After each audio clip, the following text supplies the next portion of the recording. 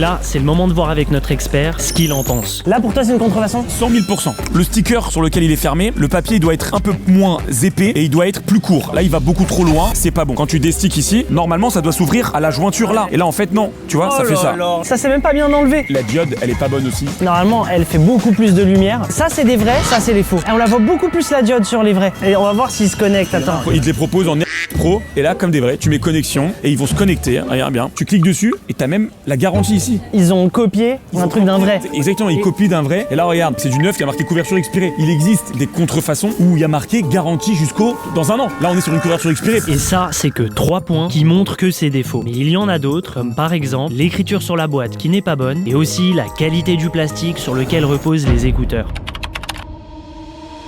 Maintenant qu'on a la confirmation que c'est des faux, c'est le moment d'aller confronter la boutique qui nous les a vendus.